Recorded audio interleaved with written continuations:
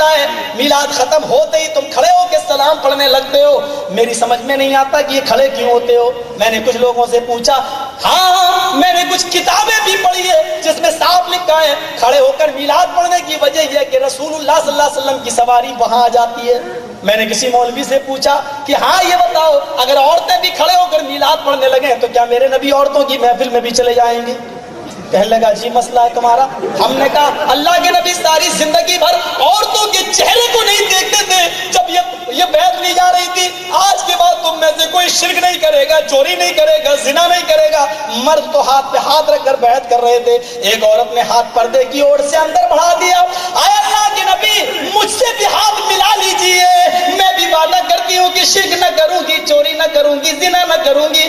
آپ نے ان ہتھیلیوں کو دیکھا, فرمایا چہرہ پھیر کر بی بی ان ہاتھوں کو اندر کر لے. محمد رسول اللہ چہرہ تو دور کسی غیر عورت کی ہتھیلی دیکھنا بھی گوارا نہیں کرتا.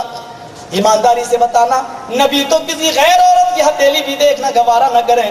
اور ہمارا مولوی جوان لڑکیوں کو سامنے بٹھا کر دم کرے, جنات نکالے, شیطان نکالے.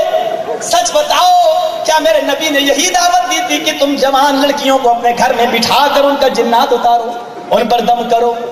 آہا, ایک نظر تو معاف ہے. آپ نے حضرت علی سے کہا تھا لا تتبعوا النظرۃ النظرہ, ایک نظر کے بعد دوسری نظر مت ملانا. ایک نظر اچانک ہو تو گرا دینا, بعد میں دوبارہ نہ دیکھنا. یہ پاکیزہ تعلیم ہے. یہاں مولوی 40 دن تک جناتی نکالتا ہے.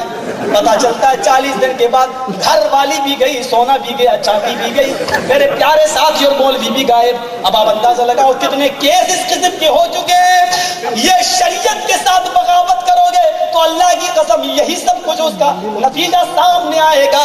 میرے بھائیو جناب محمد رسول اللہ کو دیکھو اور ان کی لخت جگر کو دیکھو. حضرت فاطمہ, اے علی میرا جب انتقال ہو جائے تو کفن سے چھپانے کے بعد, ڈھانپنے کے بعد رات کے اندھیرے میں لے جانا, مجھے دن میں دفن نہ کرنا.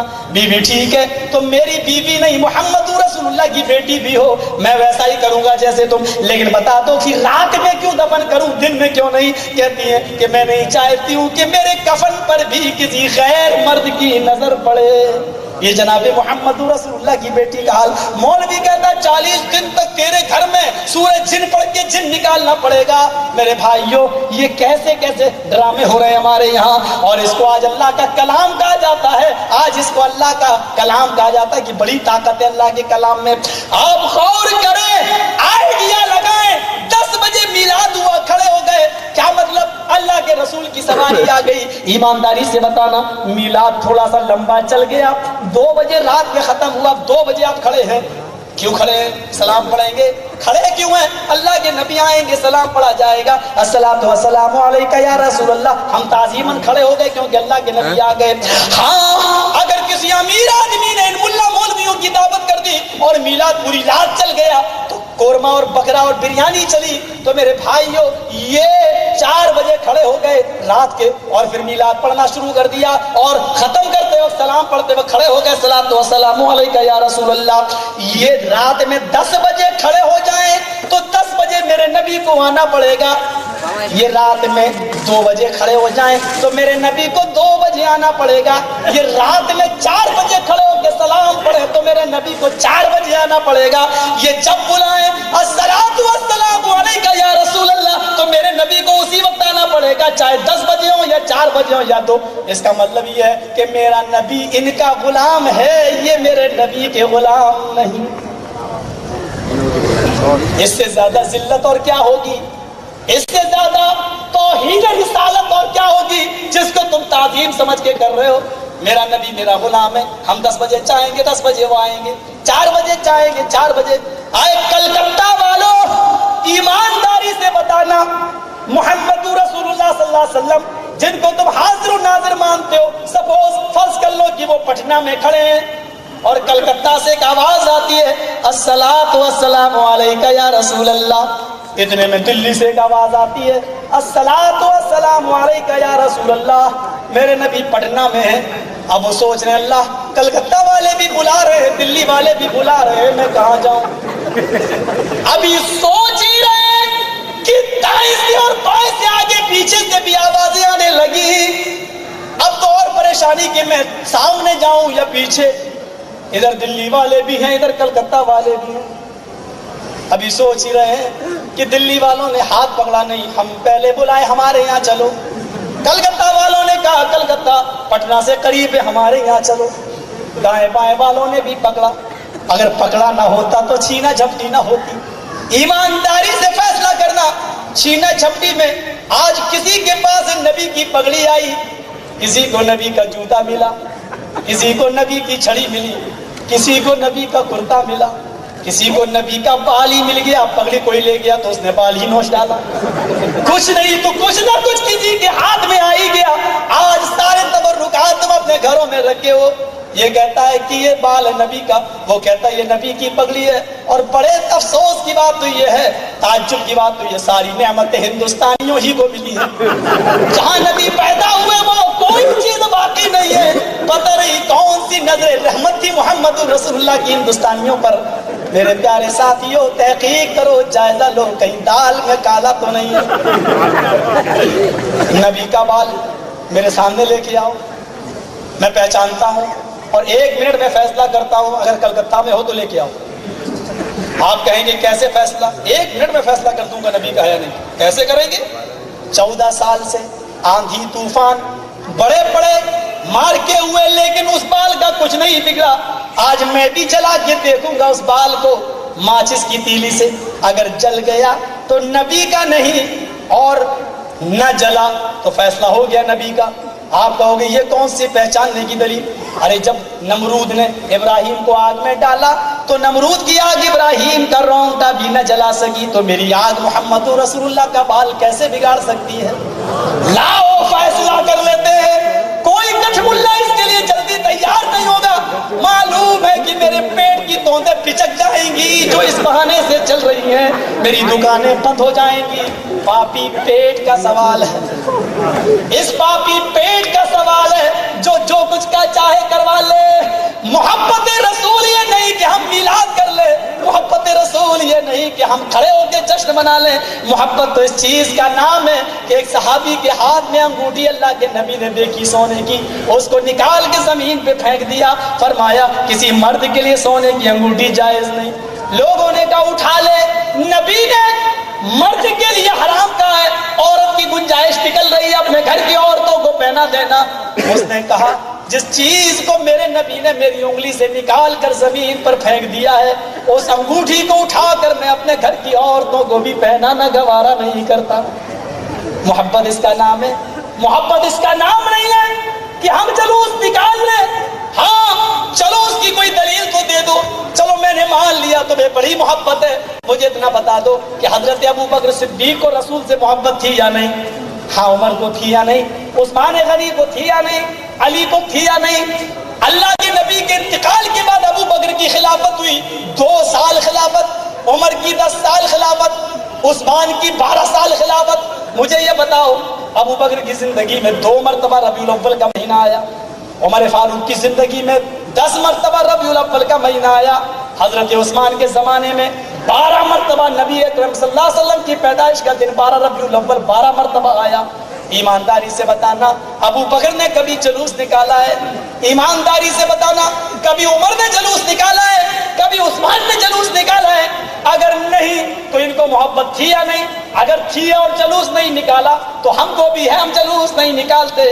और अगर इनको मोहब्बत नहीं थी इसलिए नहीं निकाला तो जाओ जो काम खुलफाए अरबा ने नहीं किया वो हम भी नहीं करते हैं। इसलिए कि अल्लाह के नबी ने कहा अलैकुम बिसुन्नती व सुन्नतिल खुलफाइर राशिदीन अल महदीन, मेरे इंतकाल के बाद मेरी सुन्नत को और खुलफाए राशिदीन की सुन्नत को मजबूती से पकड़ लेना।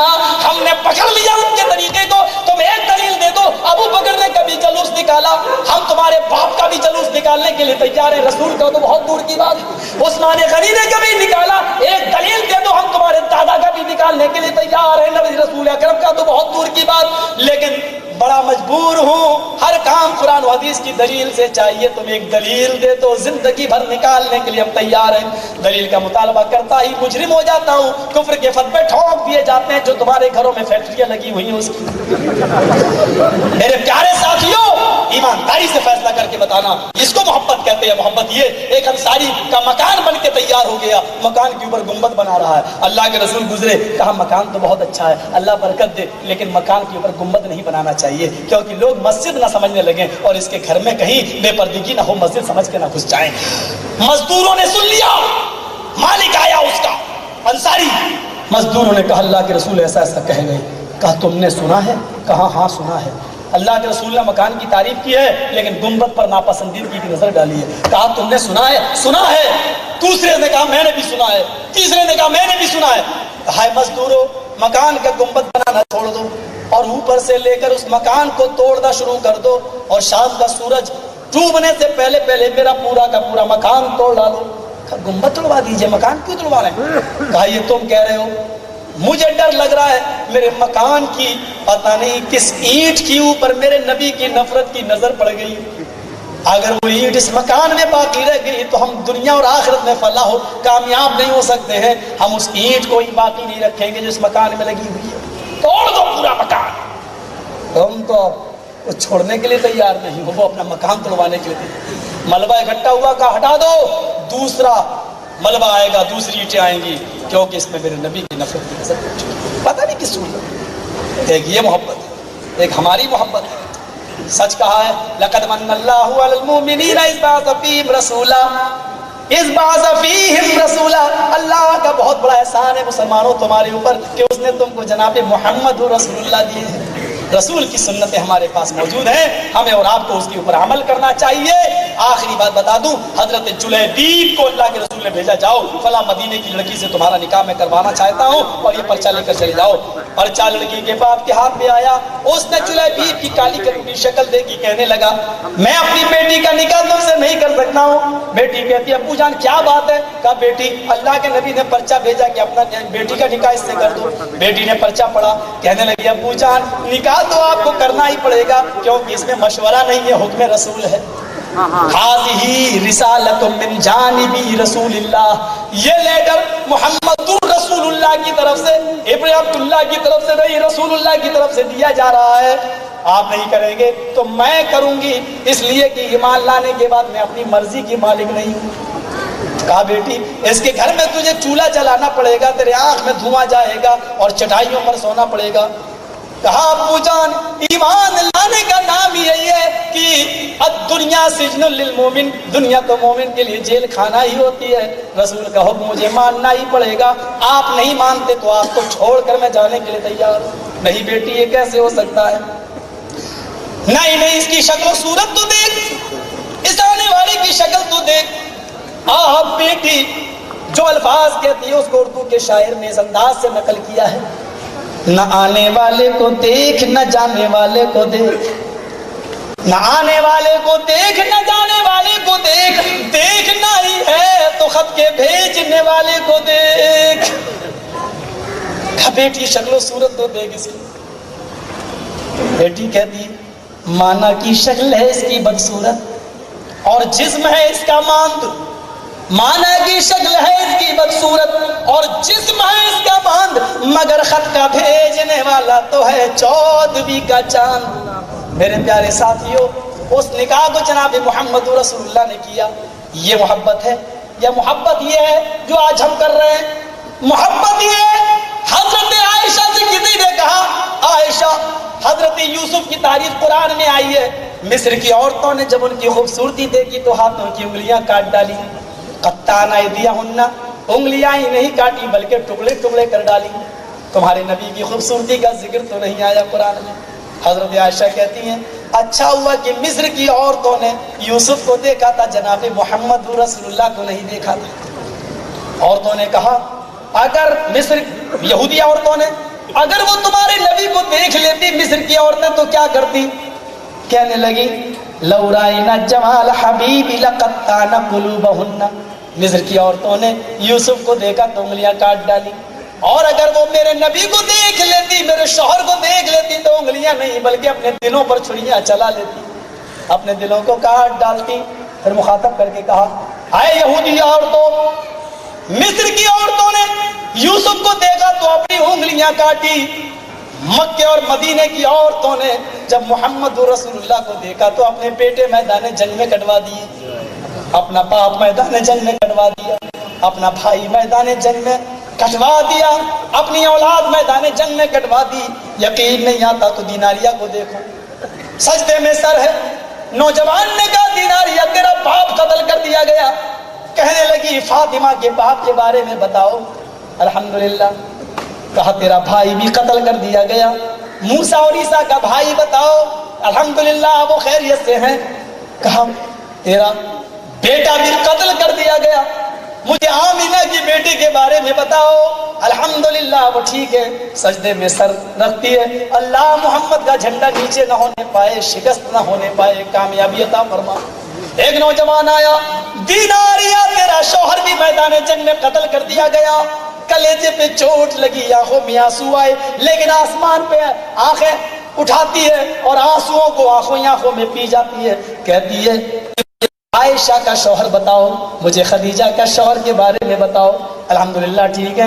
کہا نہیں، میرا بیٹا بھی نہ رہا، میرا بھائی بھی نہیں رہا، شوہر بھی نہیں رہا، میرا کوئی نہیں رہا۔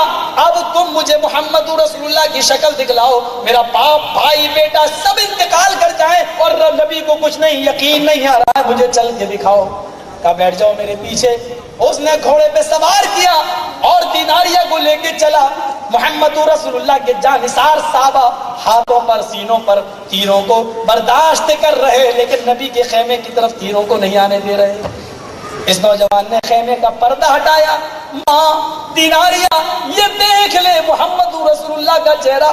اس نے نبی اکرم کے چاند جیسے چہرے کو دیکھا، بے خوف اور نڈر چہرہ دیکھا۔ نبی کے چہرے کو دیکھ کر کہنے لگی کل مصیبت بعدک جلل، رحمت للعالمین تیرا چہرہ دیکھا تو میں اپنے باپ کا غم بھول گئی، اپنے بیٹے کا غم بھول گئی، اپنے رشتوں کا غم بھول گئی۔ اللہ ان رشتوں کو قبول فرما لے، ان قربانیوں کو قبول فرما لے، ان شہادتوں کو قبول فرما لے، اور اس گناہگار بندی کو بھی ان قربانیوں کے بدلے میں جنت عطا فرما دے۔ ایک یہ محبت ہے، ایک محبت ہم بھی کر رہے ہیں۔ محبت یہ ہے یا یہ بیٹے نے پوچھا گھر میں کیا پکا؟ عمر فاروق نے فرمایا الدبا، لوکی، لمبا والا جس کو کدو بولتے ہیں، لوکی جو اللہ کے رسول تلاش کر کر کے کھایا کرتے تھے۔ اس نے ناک چڑھا لی، یہ بھی کوئی کھانے والی چیز ہے، یہاں ناک چڑھائی۔ ادھر امیر المومنین حضرت عمر فاروق نے میان اٹھا لی، تلوار نکالنے والے ہیں۔ بیٹے نے تلوار دیکھی، کہتا کھا رہا ہوں۔ اس نے لوکی کھانا شروع کر دی۔ کھانا کھانے کے بعد حضرت عمر نے کہا بیٹا آج تو نے لوکی کھانے سے منع کر دیا، میں نے نظر انداز کر دیا، آئندہ اگر تو نے اپنا منہ چڑھایا تو کعبے کے رب کی قسم میں اپنا بیٹا تجھے نہیں سمجھوں گا، رسول اللہ کی سنت سے نفرت کرنے والے کا چہرہ سمجھ کے تیری گردن کو اڑا دوں گا۔ ایک یہ محبت ہے، ایک ہماری محبت ہے، سینہ ٹھونک لو، حی علی الصلاۃ، نماز چاہے چولہے بھاڑ میں، ہم تو رسول سے محبت کرتے ہیں۔ یہ معیار نہیں محبت کا، یہ معیار نہیں محبت کا۔ اللہ کے نبی فرماتے ہیں الصلاۃ قرۃ عینی، نماز میری آنکھوں کی ٹھنڈک ہے۔ تمہیں ساری چیزیں چھوڑ کر نماز کی طرف جانا پڑے گا، کیونکہ نماز ہی کا تحفہ لے کے آئے تھے جناب محمد رسول اللہ صلی اللہ علیہ وسلم۔ اللہ کے نبی اصول بھی بتا گئے، صلو کما رأیتمونی اصلی، وہی نماز اللہ اس نماز کے بارے میں سوال کرے گا، تم ویسے ہی پڑھنا جیسے تم مجھے دیکھتے ہو پڑھتے ہوئے، جیسے میں پڑھ کے جا رہا ہوں بتا کے جا رہا ہوں ویسے ہی نماز پڑھنا۔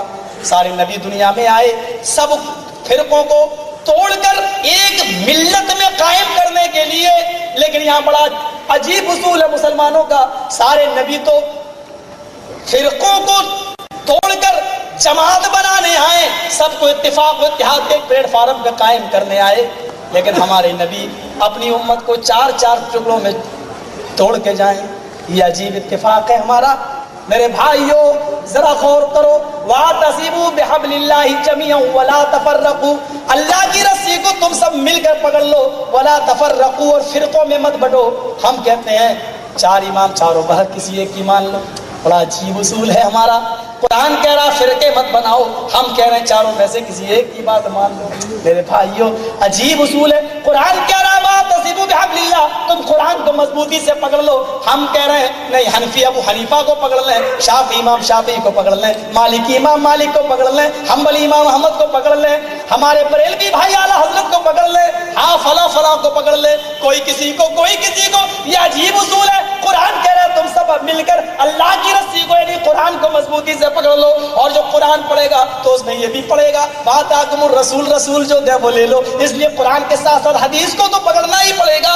اللہ کے نبی فرماتے ہیں اقیموا الصلاۃ، نماز پڑھو. کیسے پڑھو یہ تو تمہیں رسول ہی بتائیں گے. قرآن نے کہا انما حرم علیکم المیتۃ، قرآن نے کہا تمہارے اوپر سارے مردے حرام ہیں، مردار کا گوشت نہیں کھا سکتے ہو. لیکن اللہ کے رسول قرآن کی آیت کو سمجھا رہے ہیں سارے مردوں سے حرام تو ہے لیکن دو مردے تمہارے اوپر حلال ہے. السمک ہے، الجراد، ایک تو مچھلی اور دوسری ٹڈی. یہ مری ہوئی ٹڈی بھی حلال ہے اور مچھلی بھی تمہارے لیے حلال ہے. قرآن کہہ رہا ہے انما حرم علیکم المیتۃ والدم، تمہارے اوپر خون حرام ہے. قرآن نے کہا سارا خون حرام ہے. قرآن کہتا ہے سارا خون، مطلق خون حرام ہے، لیکن اللہ کے نبی فرماتے دو خون تمہارے لیے حلال ہیں، الکبد والطحال، ایک کلیجی دوسری تلی. پتہ یہ چلا قرآن کی آیتوں کو سمجھنے کے لیے ہمیں محمد رسول اللہ صلی اللہ علیہ وسلم کی حدیث کا سہارا لینا پڑے گا. اس لیے اللہ کی رسی کو مضبوطی سے پکڑنے کا مطلب ہے قرآن و حدیث کو مضبوطی سے پکڑ لو. پوری تقریر کا لب لباب اور پوری تقریر کا خلاصہ یہی ہے کہ ہم صرف یہ دعوت دینے آئے، نہ اہل حدیث کی، نہ بریلوی کی، نہ دیوبندی کی، نہ شافعیت کی، نہ مالکیت کی. اللہ کے رسول نے جو فرمایا تھا کہ تفرقت بنو اسرائیل علی 72 ملۃ، میری بنی اسرائیل 72 فرقوں میں بٹ گئے تھے. تفترق امتی علی 73 ملۃ، اور میری امت 73 فرقوں میں بٹے گی. کلہم فی النار، سارے جہنمی الا ملۃ الواحدہ، ایک جماعت جنت میں جائے گی. نبی نے جو فرمایا اس کو تم بھی مان لو ہم بھی مان لو. صحابہ نے کہا کون سی وہ جماعت جنت میں جائے گی؟ آپ نے فرمایا ما انا علیہ واصحابی، جس پر میں ہوں اور میرے صحابہ، میں ہوں اور میرے صحابہ. ایمانداری کے ساتھ بتائیے صحابہ کے زمانے میں جنگیں ہوئی، نبی کے زمانے میں جنگیں ہوئی، جنگ بدر ہوئی، 14 صحابہ شہید ہوئے جنگ بدر میں، جنگ احد میں 70 صحابہ شہید ہوئے. آپ نے فرمایا جس پر میں ہوں اور میرے صحابہ وہ جماعت برحق ہے، وہ جماعت جنتی ہے. یہ نہیں کہا اہل حدیث، یہ نہیں کہا دیوبندی، یہ نہیں کہا بریلوی، یہ نہیں کہا شیعہ، کوئی نہیں کہا جس پر میں ہوں اور میری جماعت. سچ بتاؤ اللہ کے نبی کے زمانے میں جنگ بدر ہوئی، نبی بھی موجود ہے، 14 صحابہ شہید ہوئے. نبی نے یا نبی کے صحابہ نے کسی شہید ہونے والے صحابی کا تعزیہ نکالا؟ اللہ کے نبی کا علم موجود ہے. جنگ احد ہوئی، 70 صحابہ قتل کر دیے گئے، شہید ہوئے. نبی کے سگے چچا شہید ہیں حضرت حمزہ، بلکہ ان کی تو ناک اور کان کی کاٹ کے ہندا نے ہار بنایا اور کلیجہ پھاڑ کے کلیجے کی بوٹی کو چبایا.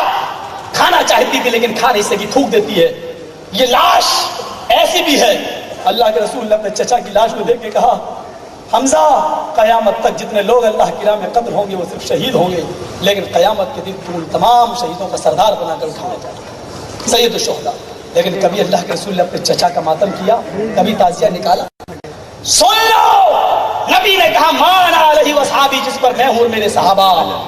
نہ اہل حدیث جنتی، نہ بریلوی، نہ دیوبندی، نہ شیعہ، سارے فرقوں کا آج ہم رد کر کے جا رہے ہیں. جنتی سے وہی ہے جس پر اللہ کے رسول نے عمل کیا ہے اور امت کو بتایا ہے اور جو صحابہ نے کیا ہے، بس وہی ایک جماعت جنت کے اندر جائے گی. اور ہم آپ کو اسی جماعت کی طرف بلا رہے ہیں، ہم آپ کو اسی قرآن و حدیث کی دعوت دے رہے ہیں، ہم آپ کو اسی رسول اور صحابہ کے طریقے کی دعوت دے رہے ہیں میرے پیارے ساتھیوں، اور کسی طریقے کی نہیں. آپ کہو گے مولوی صاحب اہل حدیث بھی نہیں، اہل حدیث کا تو سمجھتا ہے کہ میرے باپ کو جنت ٹھیکے میں ملی ہے، بفے سسٹم کرے شادیوں میں، یہ جنتی ہے.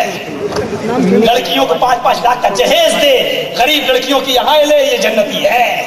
ایک آدمی نے ہم سے پوچھا مولوی صاحب کون جماعت جنت میں جائے گی؟ ہم نے کہا میں لکھ دوں مانو گے؟ کہتا کہ لکھ دو مانوں گا لیکن اہل حدیث لکھو گے تو نہیں مانوں گا. اچھی معاملہ تھا اس کا. میں نے کہا لاؤ یار میں لکھ دیتا ہوں کہ اہل حدیث جہنمی، سب سے پہلے اوپر یہی لکھتا ہوں. کہتا یار اب تو ڈر لگ رہا ہے، کیا معاملہ تم تو اہل حدیث کو جہنمی کہہ رہے ہو؟ میں نے کہا لاؤ لکھتا ہوں. میں نے کہا اہل حدیث جہنمی، پھر لکھا میں نے حنفی، بریلوی، شیعہ، سنی، شافعی، قادیانی، چغلاوی، پرویزی، سب جہنمی. بولا سب جہنمی تو جنتی کون؟ میں نے کہا بتا رہا ہوں صبر کر. سب کو لکھنے کے بعد کہنے لگا پھر جنتی کون؟ میں نے کہا جو رب کی کتاب قرآن اور محمد رسول اللہ کے فرمان یعنی حدیث پر عمل کرتا ہے، جو اللہ کے رسول اور صحابہ کے راستے پہ چل رہا ہے، یہ جنت ہے۔ میں نے کہا کہ کہنے لگا یار پھر کوئی نام تو بتاؤ۔ میں نے کہا جب نبی نے نام نہیں لیا تو تم کیوں نام لے رہے ہو؟ مانا علیہ وصحابہ، جس پر میں اور میرے صحابہ، دیکھ لو نبی اور نبی کے صحابہ کس پر عمل کرتے تھے؟ کہنے لگا پہلے کہ نہیں صاحب 4 امام، چاروں برک، چاروں جنتی۔ ہم نے کہا نبی نے فرمایا 72 فرقے جہنمی، 1 جنتی، تو کہہ رہا 4 جنتی، بتا نبی کی مانوں ہے تیری مانوں؟ نبی کہہ رہے 72 جہنمی 1 جنتی، اور تو کہہ رہا 4 امام، چاروں برک، چاروں جنتی، تو مجھے جنتی بتا دے کون سی؟ بولا مان لو گے؟ ہم نے کہا ہاں۔ قائل حدیث کو چھوڑ دو گے؟ میں نے کہا طلاق دے دوں گا، ہمارے یہاں 3 نہیں ہوتی لیکن 3 دے دوں گا۔ کہنے لگا اچھا میں لکھ دیتا ہوں حنفی مسلک جنت میں جائے گا۔ میں نے کہا یار تم نے تو جنتی مسلک کو بتا ہی دیا ہے۔ میں نے کہا آگے لکھو شافعی، مالکی، حنبلی سب جہنمی۔ یہ کیوں لکھوں؟ میں نے کہا بھائی ایک ہی تو جنت میں جائے گا، تو تم تو پھر سب کو لکھو۔ بولا 4 امام، چاروں جنتی، چاروں فرقے جنتی۔ میں نے کہا چلو یہی لکھو۔ اس نے لکھ دیا 4 امام، چاروں برک، چاروں جنتی۔ میں نے کہا اب لکھو رسول کی حدیث جھوٹی۔ بولا کیا مطلب؟ میں نے کہا اللہ کے نبی فرما رہے 72 جہنمی 1 جنتی، تو کہہ رہا 4 جنتی، لکھ رسول کی حدیث جھوٹی۔ بولا میں 1 لکھتا ہوں تب بھی پھنسا، 4 لکھ رہا ہوں تب بھی پھنسا۔ میں نے کہا تم پیدا ہی ہوئے پھنسنے کے لیے۔ کہنے لگا جب تم بتاؤ کہ جنتی کون ہے۔ میں نے کہا میں لکھ دوں مانے گا؟ بولا مانوں گا لیکن اہل حدیث لکھو گے تو نہیں مانوں گا۔ میں نے کہا لاؤ لکھ دیتا ہوں اہل حدیث جہنمی۔ کہنے لگا نیا 3 برسنے والا۔ میں نے کہا اہل حدیث جہنمی، سب سے اوپر میں نے لکھ دیا اہل حدیث جہنمی۔ پھر میں نے لکھا دیوبندی، بریلوی، شیعہ، سنی اور قادیانی، چغالوی، مالکی، سب جہنمی۔ کہتا کہ جنتی کون ہے؟ میں نے کہا اللہ کے رسول نے خود فرما دیا جس پر میں ہوں میرے صحابہ، قرآن پہ چلنے والے اور حدیث پہ چلنے والے۔ کتنا سمپل مسئلہ ہے میرے بھائیو۔ اگر اس کو آپ لے جائیں گے عدالتوں میں، ڈسٹرکٹ اور ہائی کورٹ کی عدالتوں میں، تو ذہن خراب ہوگا۔ سپریم کورٹ میں لے جاؤ سارے جھگڑے ختم، محمد رسول اللہ صلی اللہ علیہ وسلم کی عدالت میں لے جاؤ سارے جھگڑے ختم۔ یہ دعوت دے کے میں جا رہا ہوں۔ مجھے امید ہے کل چائے کی ہوٹلوں پر اس پر بھی چرچے ہوں گی۔ میں جانتا ہوں کچھ لوگ یہاں پر ایسے نہیں، کچھ لوگ تقریر سننے نہیں، جملے پکڑنے آئے ہیں۔ وہ کل انہی جملوں کو، ان کا کام وہ کر رہے ہیں، ہمارا کام ہم کر رہے ہیں۔ ان کے لیے دعا کرتے جاتا ہوں اللہ کہنے والوں کو بھی اور سننے والوں کو بھی قرآن و حدیث پر عمل کرنے کی پوری توفیق عطا فرمائے۔ یہ نہیں کہہ رہے سب کو اہل حدیث بنا، دیوبندی بنا، بریلوی بنا، ہم یہ کہہ رہے ہیں اللہ ہم سب کو کتاب و سنت پہ چلنے والا سالکے کتاب و سنت بنا دے، ہم سب کو اللہ اس کے رسول کا فرمان ماننے والا بنا دے۔ میرے بھائیوں کل میرا پروگرام بامبے میں ہے، تھکا ہوا ہوں، کچومر بنا دیا آپ لوگوں نے۔ 7 کو مدنا پور میں، 8 کو مدنا پور میں، 9 کو مدنا پور میں، 10 کو یہاں، 11 کو یہاں، 12 کو کل ممبئی میں، اور پھر وجے واڑہ، وشاکھاپٹنم، یہ سب لگا ہوا ہے۔ انشاءاللہ مئی میں میرا پھر آنے کا ارادہ ہے، کوئی موقع لگے گا تو آپ لوگوں سے پھر ملاقات کروں گا۔ آپ لوگوں نے میری جو عزت کی ہے، حالانکہ میں اس عزت اور احترام کے لائق نہیں تھا، لیکن اللہ آپ کو علماء کی عزت کرنے کی اور توفیق عطا فرمائے۔ اگر میری ذات سے کسی کو تکلیف پہنچی ہو جملوں کے اعتبار سے تو مجھے معاف فرمائے۔ ہاں اگر کتاب و سنت سناتے وقت کسی کو تکلیف پہنچی ہے تو اس کا ذمہ دار میں نہیں ہوں، اللہ اور اس کے رسول اس کے ذمہ دار ہیں، اس کی میں معافی نہیں چاہوں گا۔ میری ذات سے اگر کوئی تکلیف کسی کو پہنچی ہے تو ہم اس کے معافی چاہتے ہیں۔ اللہ رب العالمین ہم سب کو قرآن و حدیث پر چلنے والا بنا دے، کتاب و سنت کا داعی بنا دے، کتاب و سنت کی پیروی کرنے کی توفیق عطا فرما، اور اپنے تمام اختلافات اور جھگڑے محمد رسول اللہ کی عدالت میں لے جانے کی توفیق عطا فرما، کیونکہ وہی ہمارے رسول تھے، وہی ہمارے پیشوا تھے، وہی ہمارے رہنما تھے، وہی رحمت للعالمین تھے۔ اللہ رب العالمین زندہ رکھے تو اسلام پر اور خاتمہ ہو تو ایمان پر۔ وما علینا الا البلاغ المبین وآخر دعوانا ان الحمد للہ رب العالمین۔ السلام علیکم ورحمۃ اللہ۔